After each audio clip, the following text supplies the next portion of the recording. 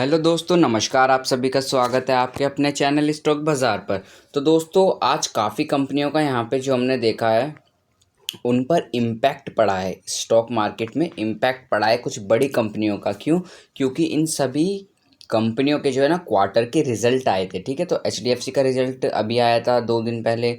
यहाँ कोटक बैंक का आया, विप्रो का आया, और ये आपको अगर दिख रहा हो तो यहाँ पे रिलायंस रिलायंस का भी आया है। तो मैं आपको दिखाता हूँ इनका क्या क्या इफ़ेक्ट पड़ा है। तो कल रात अगर मैं याद है मैंने वीडियो बनाई थी, उसमें भी 12% एडीआर नेगेटिव शो हो रहा था। तो ऑब्वियसली आपको पता है 12% नेगेटिव शो हो रहा है अगर एडीआर किसी शेयर का, तो मोस्ट प्रोबेबली चांसेस ज़्यादा बढ़ जाते हैं कि जो अगले दिन मार्केट खुलेगी तो उस स्टॉक का अच्छा खासा जो है कल नेगेटिव में जा सकता है शेयर। ठीक है, तो वैसे ही विप्रो के साथ हुआ है। विप्रो अगर आप देखेंगे मोटा मोटा, अगर आप ढंग से देखें तो यहाँ 9% की गिरावट हमें देखने को मिली है विप्रो में। ठीक है, क्योंकि विप्रो का एडीआर चल रहा था और एक कुछ न्यूज़ थी वो मैं पहले कवर कर चुका हूँ। ठीक है, तो दोस्तों विप्रो में तो ये हुआ। और कोटक बैंक की जो है, कोटक बैंक का भी आज 3.5, अगर आप देखेंगे सही से 3.5 पौने 4% के करीबन कोटक बैंक आज क्रैश हुआ है। ठीक है, रीज़न क्या था इसका? रीज़न है मिक्स्ड ब्रोकरेज व्यूज़ का। देखिए, brokerage offered mixed opinion on stock citing uncertainty over the timeline for lifting the RBI's digital banking ban. तो जो अभी एक बैन लगाया था ना, इसने किसने लगाया था? आरबीआई ने एक कोटक बैंक पे बैन लगाया था। तो उसकी वजह से जो ब्रोकरेज फर्म हैं उन्होंने कुछ मिक्स व्यू दिए हैं कि मार्जिन जो है वो कम होगा, लोन ग्रोथ जो है वो मतलब दिक्कत आ जाएगी। तो इस वजह से हालांकि इसका जब हमने रिजल्ट देखा है Q1 का, उसमें ईयर ऑन ईयर अच्छी ग्रोथ देखने को मिली है, लेकिन वो आरबीआई के चक्कर में और ये जो ब्रोकरेज है इनके चक्कर में इसमें थोड़ी सेलिंग देखने को मिली है, जिसकी वजह से आज मार्केट में हमें एक क्रैश होता हुआ देखने को मिल गया है पौने 4% के करीबन। और अगर हम बात करते हैं रिलायंस की, तो रिलायंस का तो क्वार्टर का रिजल्ट ही अच्छा नहीं आया था। अगर आप क्वार्टरली देख लें चाहे ईयर ऑन ईयर कंपैरिजन कर लें, दोनों में ही जो है जो प्रॉफिट था, नेट प्रॉफिट जो है वो राइज नहीं फॉल हुआ है। ठीक है, तो 2% से इसका जो प्रॉफिट है वो फॉल हुआ, जिसकी वजह से आज हमें मार्केट खुलते ही हमें पता था कि क्या होने वाला है, और हमें वही देखने को मिला 3.5% के आसपास।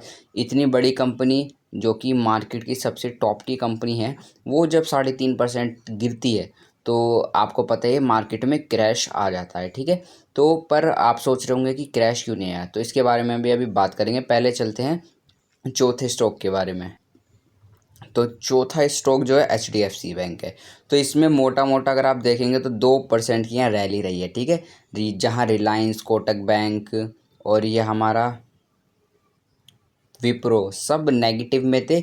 यहाँ पे हम देखें तो एचडीएफसी यहाँ पॉजिटिव में हमें ओपन होता हुआ देखने को मिला, और सस्टेन भी पॉजिटिविटी में ही करा।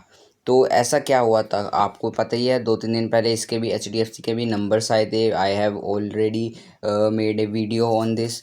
तो एचडीएफसी के जो नंबर्स आए थे उसमें ईयर ऑन ईयर 35% की बढ़ोतरी, यानी कि नेट प्रॉफिट में 35% का राइज था। ठीक है, तो जिसकी वजह से हाँ क्वार्टरली थोड़ी दिक्कत हुई थी, लेकिन ईयर ऑन ईयर कंपैरिजन करेंगे आप तो उसमें 35% की यहाँ पे रैली देखने को मिली थी हमें प्रॉफिट में। ठीक है, जिसकी वजह से आज जो एचडीएफसी का शेयर है वो काफ़ी अच्छा 2% की अप मूव दी है। ठीक है, तो अब मैंने कहा था कि अगर रिलायंस इंडस्ट्रीज़ 3.5% क्रैश हुआ तो आज मार्केट या निफ्टी जो है वो क्रैश क्यों नहीं हुए हैं?